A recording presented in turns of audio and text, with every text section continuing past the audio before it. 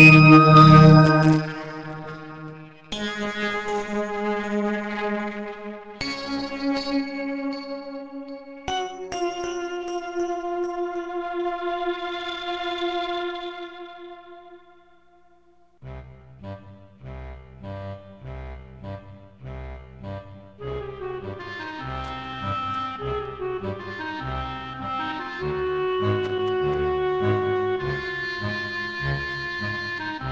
alguien te dijo que la historia es aburrida,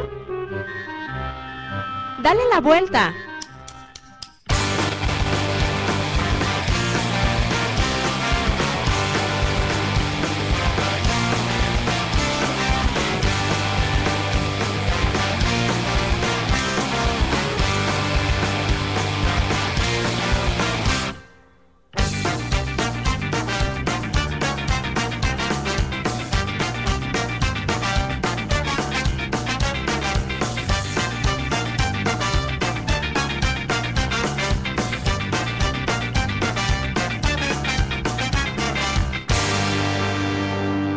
...360 grados de historia.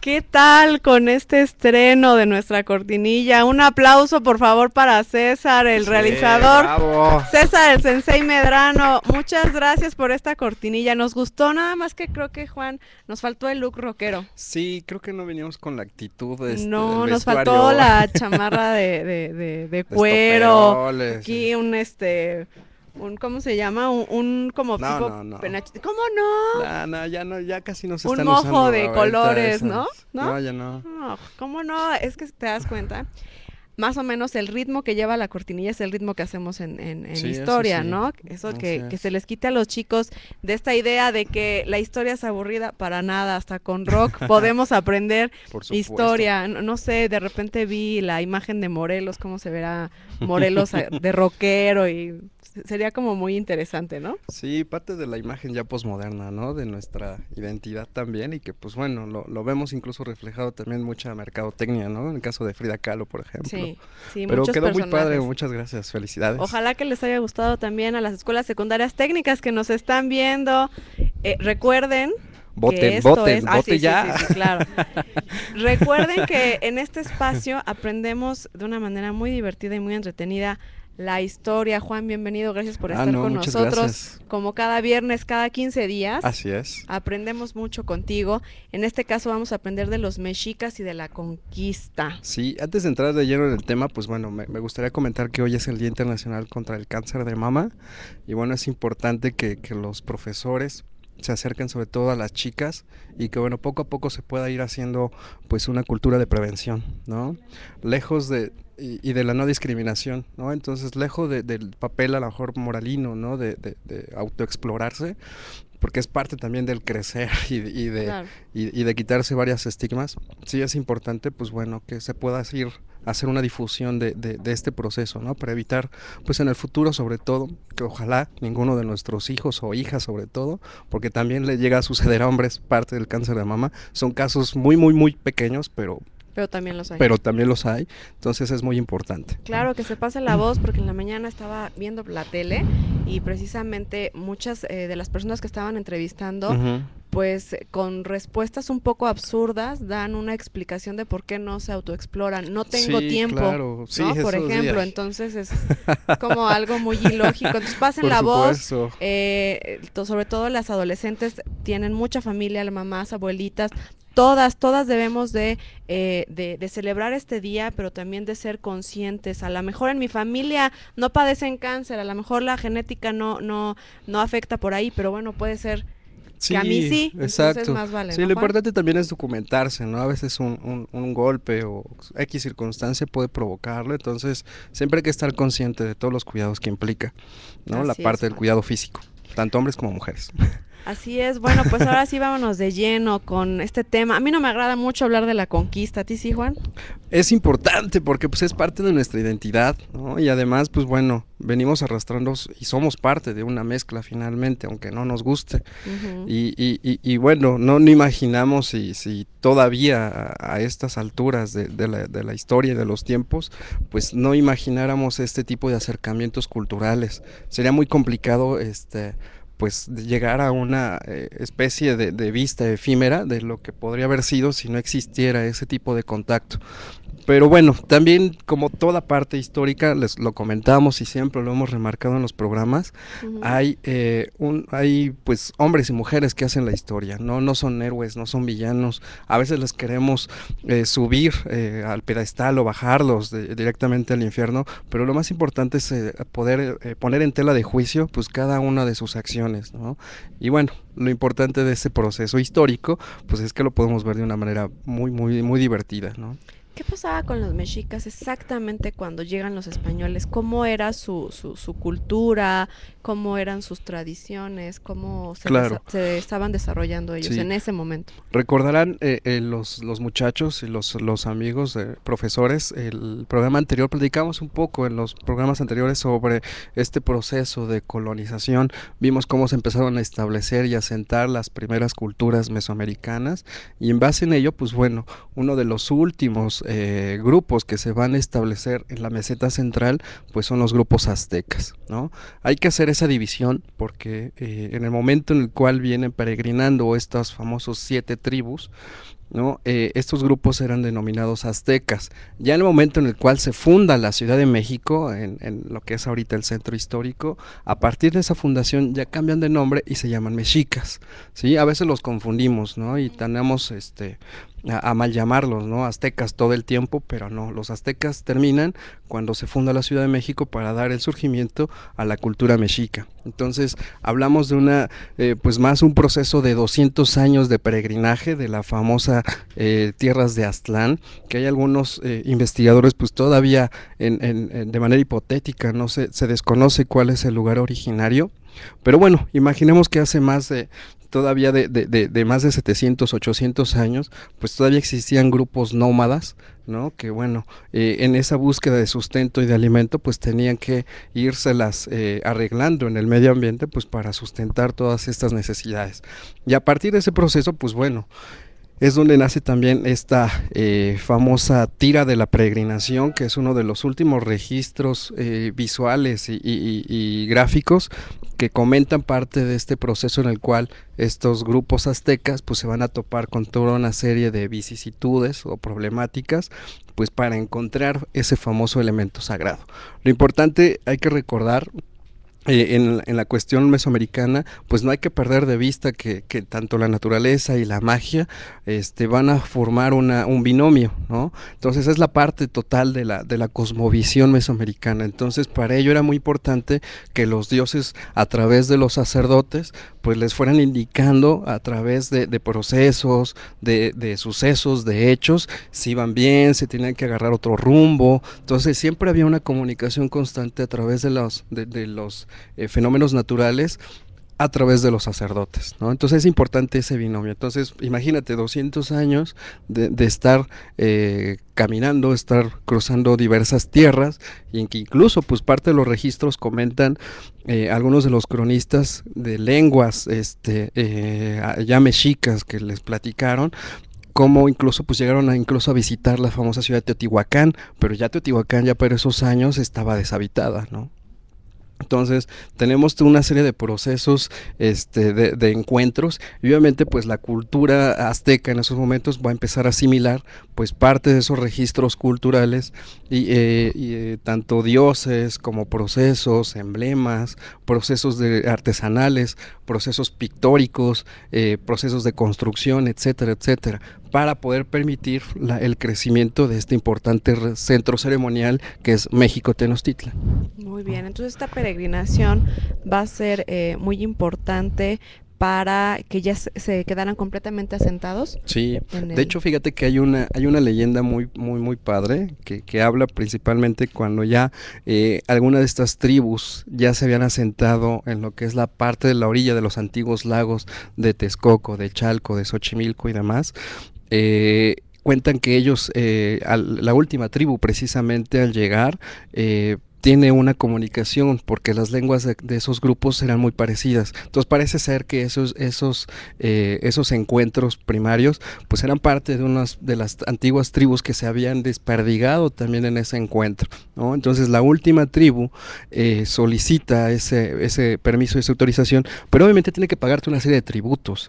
O sea, no nada más es de llegar y pedir permiso y me voy a sentar allí, ¿no? Sino que ellos empiezan incluso a servir, a prestar mano de obra, y que incluso pues bueno, los aztecas se convierten en una de las primeras potencias guerreras importantes de todo lo que es Mesoamérica. No era gratis entonces el alojamiento. Para nada, tenían que pagar viáticos. ¿No? Y un poquito más. Y un poquito más, porque incluso tenían que casar o tenían que incluso casi regalar a sus hijas, ¿no? Para casarlos precisamente con descendientes o importantes líderes o gobernantes, para ir creciendo ese linaje dentro de ese grupo azteca, ¿no? Lo interesante de este proceso es que pues en menos prácticamente de 200 años, ya cuando se funda la ciudad de México Tenochtitlan en 1325, en menos de 200 años pues se va a convertir en una de las potencias más importantes de todo el continente americano. Qué importante es esta información. Sí, porque incluso va a ser considerada como una de las culturas más importantes del mundo, consideradas dentro de las 10 más importantes, imagínate. Fíjate, para que se sientan orgullosos de sus antepasados. Por supuesto. Chicos, maestros, si ustedes quieren ver algún programa anterior de 360 grados o cualquier otro en el canal de YouTube, bueno, están ahorita fuera, están temporalmente fuera del aire. No es nuestra culpa, son cuestiones ajenas. Nosotros les avisaremos cuando otra vez ya puedan ustedes encontrar nuestros programas en este canal que les gusta tanto a los chicos y que ahí buscan dando información. Bueno, pues ahorita por el momento estamos ahí fuera del aire, pero les avisaremos nosotros. Las técnicas que están conectadas, la 30 56 91 69 10 100 13 21 29 33 33D y 33E, me imagino que son salones o grupos, 40, 41, 63, 67, 7, 73, 98, 53, 77, 26 y 66. Órale. Están aprendiendo con nosotros, Juan. Qué padre. Pues compartiendo, porque se trata de compartir, ¿no? El conocimiento finalmente está ahí, el chiste es saber asimilarlo y cómo utilizarlo para nuestras cuestiones diarias. Entonces esto es como un intercambio, muchachos. Así es. Técnica 73. El conocer la conquista nos ayuda a comprender determinadas situaciones o cuestiones de nuestra cultura, por supuesto. Así pues es. El pasado, tenemos que conocer nuestro pasado. Técnica 67. Saludos a Juan. Muchas gracias. Ay, qué específico. Los viernes estoy libre después de las 6. En este tema hay elementos sagrados, no podemos dejar de mencionar todo Por esto, supuesto, ¿no? Porque es parte de su cultura. Así es. De hecho, cada grupo cultural va a tener como ciertas deidades principales, además de toda la cosmovisión, ¿no? Tanto femenina como masculina. Recuerden que hablamos de una dualidad entre la parte celeste, el nivel intermedio, que es este plano terrestre, y el inframundo, ¿no? Nada que ver con el infierno, es otra percepción totalmente diferente en cuanto a la religión. Estamos hablando de un inframundo, y a veces no todas las deidades del inframundo tenían que tener esta cuestión maligna, ¿no? Sino al contrario, incluso pues eran beneficiosos en la cuestión de dadores del agua, de la agricultura, del proceso continuo de la vida, ¿no? Entonces, en el caso, por ejemplo, de los grupos aztecas, ellos van a recibir los designios de su famoso dios Huitzilopochtli, el dios de la guerra. Recuerden que pues acabamos de comentar que precisamente estos amigos se convierten en uno de los principales imperios guerreros de todo lo que es el continente americano. Entonces, en algún momento Huitzilopochtli les hacen la indicación que ya es el momento de continuar con esa transformación, que es necesario que ellos salgan a peregrinar para encontrar ese elemento sagrado, ¿no? Y sí, comentábamos hace un rato cómo ellos tienen que pagarte una serie de tributos, ¿no? Hasta que en algún momento uno de estos sacerdotes aztecas le comunican a través de un sueño, Huitzilopochtli, ¿sí? Que tiene que encontrar ciertas características, que tiene que aventurarse al interior del lago, ¿no? Entonces él amanece temprano, y toma su canoa. Entonces decide ir hacia la parte interior de las aguas y se estaciona en ese islote. Ahí va a encontrar ese elemento sagrado que soñó y le comunicó este dios, ¿no? El águila devorando las serpientes sobre un nopal.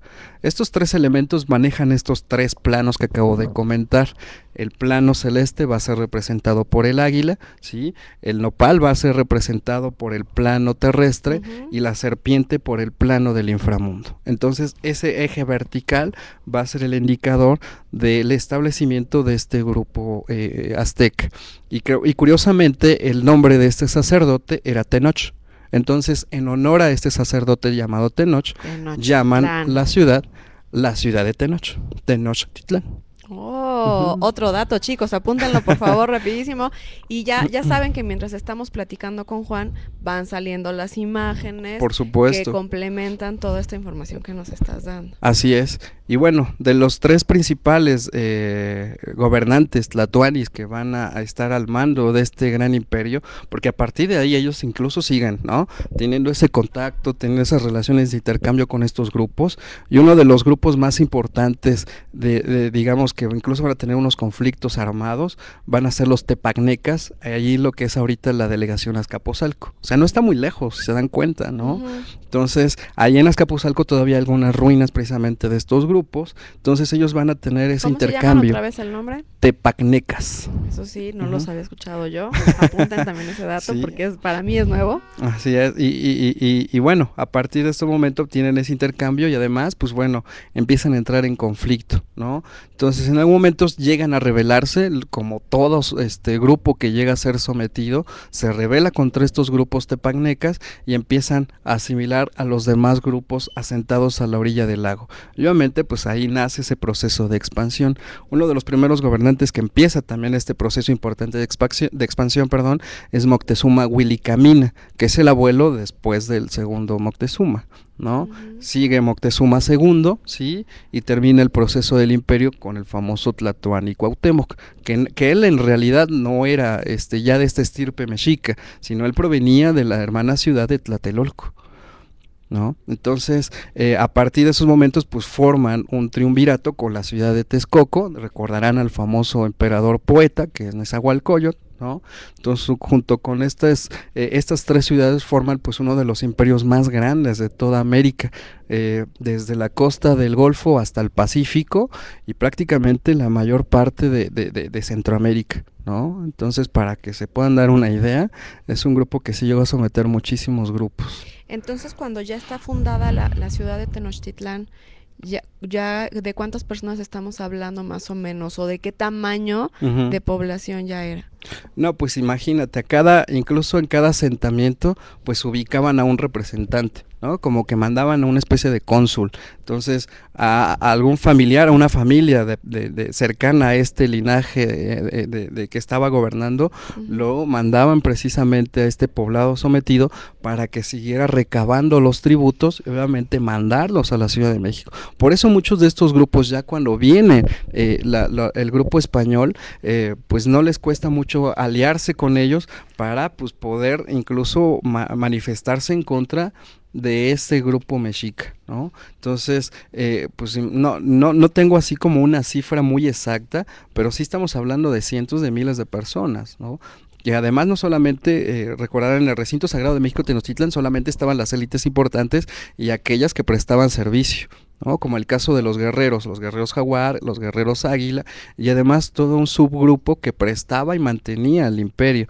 Pero además, pues bueno, ellos se encargaban de recibir todos los tributos y obviamente distribuirlos, ¿no? Pues imagínate, estábamos hablando incluso en esta parte histórica de las famosas comidas de Moctezuma, de más de 120 platillos diferentes, de diversas regiones de nuestro país, ¿no? Wow, todo un manjar. Pues sí. Todo un manjar y todo fresquecito, ¿no? Además. Esa también es otra historia, que también pueden ser muy buenos datos con relación a la alimentación que ellos tenían, ¿no? Así es. Técnica 77. Tenemos tanta cultura en nuestra historia y desgraciadamente la desconocemos. Técnica 18 y 60 también presentes. Qué bueno que ya llegaron. Técnica 56, 33 y 60. Felicitan a Juan y también te mandan saludos. Ya cada vez eres más famoso en las técnicas. No me está escuchando mi mujer. No, tú no te preocupes, tú nada más repartes autógrafos. Ok. Y nosotros no decimos nada. Técnica 60, es de nuestros programas favoritos, donde encontramos cosas muy importantes y muy interesantes. ¿Ya ves, Juan? Gracias. No, bueno, te vas a ir de aquí en este viernes muy, muy, muy contento. Sí, como motivado, todo un pavo real. Todos, muchas gracias. Técnica 113, conocer el mundo precolombino es identificar nuestra realidad. Técnica 67, supermaestrazo el profesor Juan. Gracias. ¿Qué tal? Técnica 60, mencionas que el inframundo no es el infierno. Así es. ¿Podrías explicar más ampliamente esta definición? Sí, por supuesto. A ver, primero esa. Sí, mire, tengan en cuenta que, la cuestión del infierno es una percepción que se tiene a partir del 1200, ya de nuestra era, cuando se empiezan a concebir todos estos planos del nivel celeste en el cual está concebido la visión cristiano-católica. Y estoy hablando del 1200 porque es un ejemplo que se empieza a retomar precisamente para la idea de lo que es la maldad, de lo que es el diablo, de lo que son las brujas, de lo que es la herejía en sí. Entonces, a partir de estos momentos, pues el infierno va a ser considerado como el lugar del demonio. O sea, obviamente es en esa dualidad del bien y del mal, ¿no? Concebida en el plano celeste como la divinidad, como todo lo bueno, todo lo moral y todo lo que debe ser considerado respetable para una sociedad normal, ¿sí? Viene su contraparte, ¿no? Por eso incluso en las leyendas famosas como las ciudades de Sodoma y Gomorra, pues las representaban precisamente como ciudades malignas, ¿no? De toda la depravación y de excesos y demás. Entonces, en esa percepción de la maldad, pues aparece principalmente estas cuestiones, ¿no? Una imagen, una iconografía del personaje que encarna el mal y todo lo que conlleva en sus características, ¿no? Los excesos, la violencia, la agresividad, etcétera, etcétera, ¿no? Muy contraria a la cuestión del inframundo del mundo mesoamericano, porque incluso en el inframundo, pues una de las deidades principales es el dios del agua, Tlaloc. Él proviene del inframundo y no necesariamente es un ser maligno. No, por supuesto. No, obviamente pues en el ciclo de la vida, pues también hay excesos de lluvia o carencias de lluvia, que obviamente pues el ser humano tenía que acoplarse a esos. Y por eso, perdón que te interrumpa, por eso les hacían ceremonias y rituales. Exactamente. Por supuesto, para estar en comunión con ellos, ¿no? Por eso ya después en el mundo cristiano, cuando se empezaron a conocer este tipo de ceremonias, pues consideraban que eran contrarias a las leyes de Dios, porque no se estaban venerando al Dios mismo, sino a una deidad contraria a él. Entonces, cuando empieza el proceso de evangelización, y que lo vamos a ver ya a partir de 2 programas más adelante, vamos a hablar precisamente de este contraste, cómo la maldad envuelve finalmente a estas mundo precolombino y a este proceso de la transformación de las cosmovisiones mesoamericanas, ¿no? Pero sí, nada que ver con las deidades, ¿no? Ok, técnica 60, esperemos que... Sí, que haya quedado claro. Que ya haya quedado claro lo del inframundo. A mí sí me quedó claro, pero lo importante es que la 60, que fue la que tenía la duda, le quede bien clarito la idea, ¿no? Que no es el infierno. Ángeles de la técnica 30, ¿en qué parte de Azcapotzalco hay ruinas? Es que no entendí muy bien. Claro. Mira, hay precisamente en la estación Azcapotzalco, ¿sí?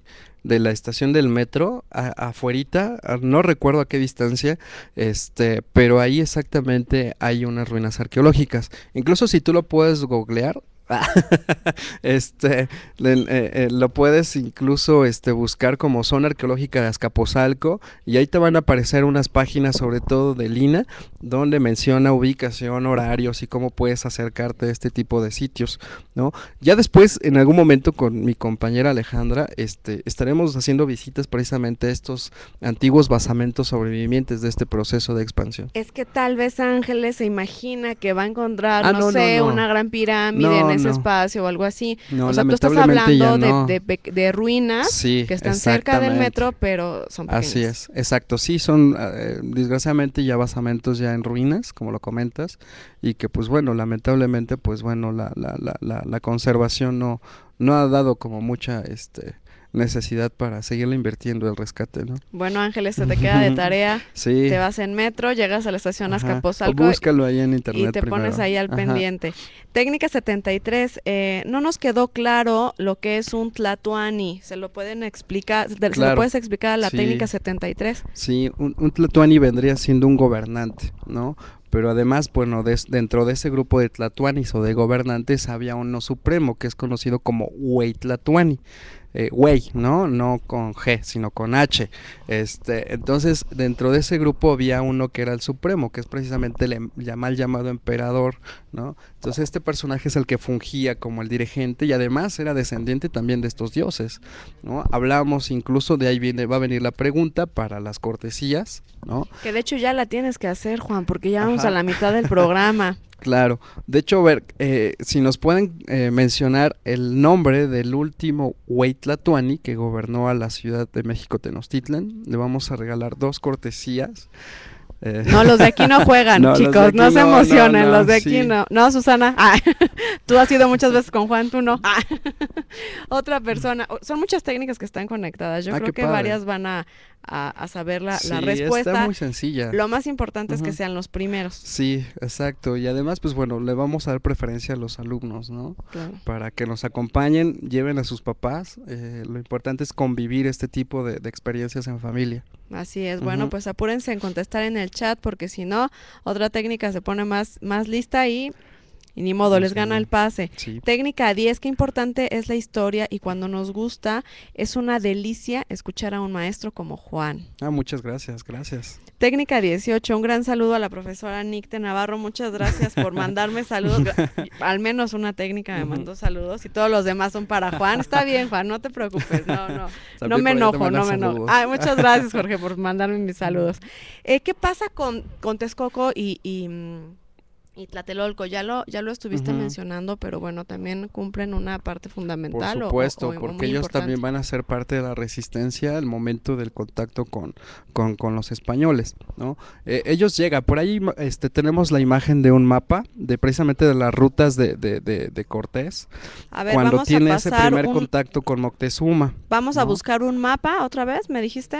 Sí, por ahí lo tenemos. Y ahí vamos a ver las rutas, ¿no? Él llega en 1519, funda la primera ciudad que es Santa Veracruz, la ciudad de la Santa Verdadera Cruz, y que es la actual ciudad de este estado.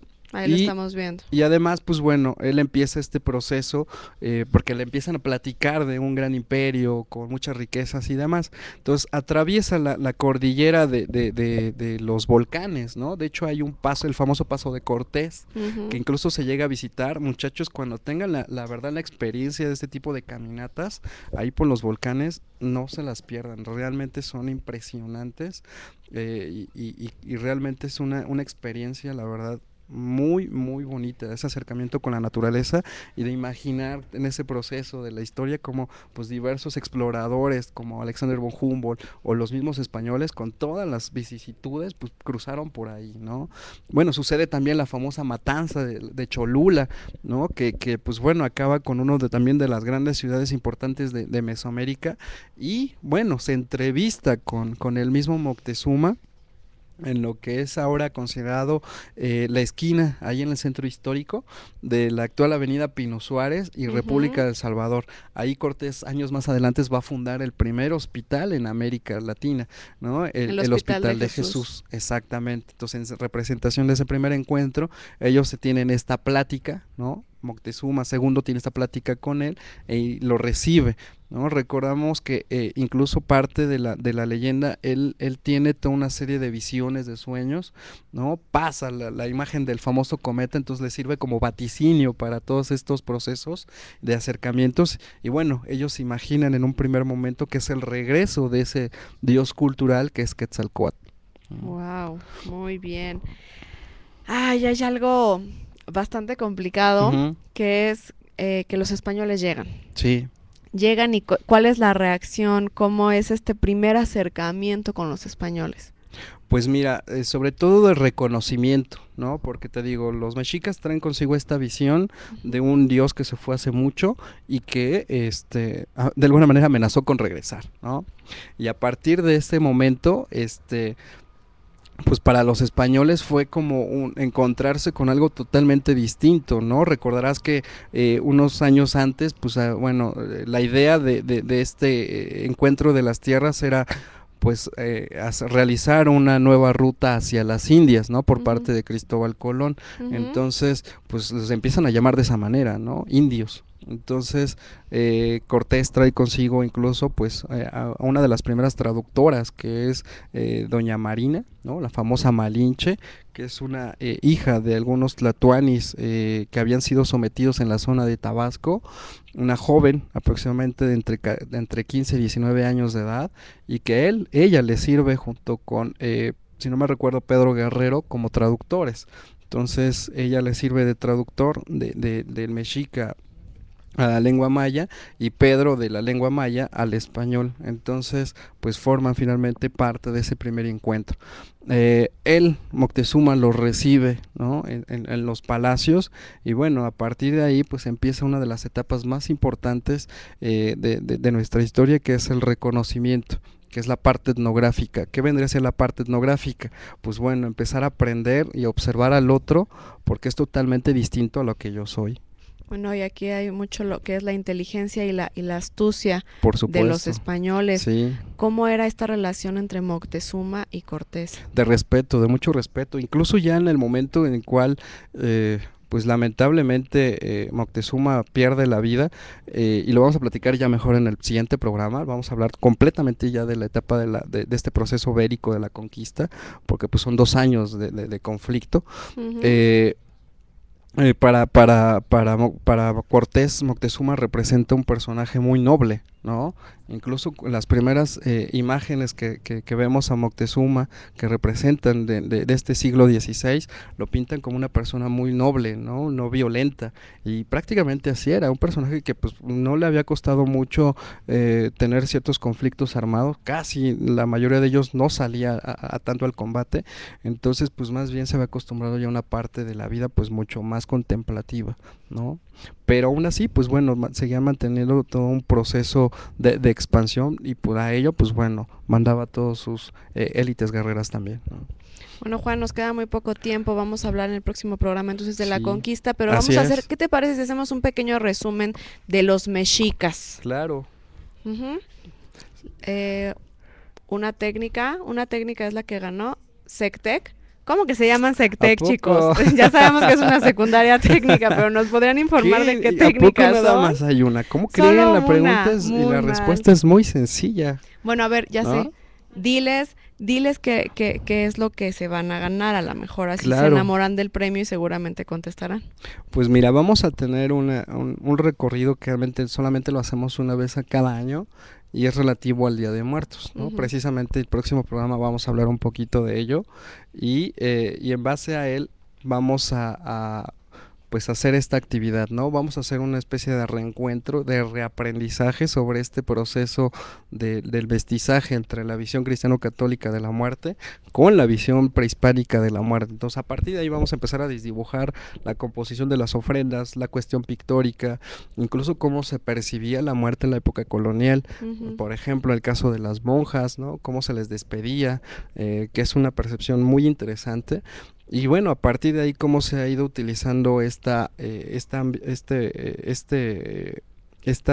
dualidad para, pues bueno, tener una de las representaciones más importantes de nuestra identidad, a tal grado que incluso en la actualidad hasta se comercializa, ¿no? O sirve para pues como una especie de remedio a veces, ¿no? Cómo se va transformando hasta dar incluso cultos contemporáneos como el famoso culto a la Santa Muerte, cómo se alimenta otra vez de la herbolaria, de la hechicería, de la misma fe, y da como resultado pues uno de los mercados más emblemáticos y simbólicos de esta mezcla de la magia y de la fe, como es el mercado de Sonora. Entonces es un recorrido y una caminata muy interesante. Bastante, muy interesante. Van a aprender demasiado, entonces ojalá Ojalá que los chicos de las escuelas secundarias técnicas manden su respuesta. Nos tenemos que ir, el resumen yo creo que lo harán más bien en sus escuelas, Juan. La línea del tiempo, recuerden, la hacen también con sus profesores. Así es. Aprendieron hoy mucho acerca de los mexicas y también el inicio solamente, sí, la probadita de la conquista. Todavía falta mucho de qué hablar. Con relación a la conquista, nos vamos de 360 grados de historia. Gracias, Juan. No, gracias a ti, Nick. Pues nos vamos, pero nada más de este programa. Seguimos con un tema de psicología, así es que no se pueden ir aquí de DGS TV Aprendiendo. Gracias.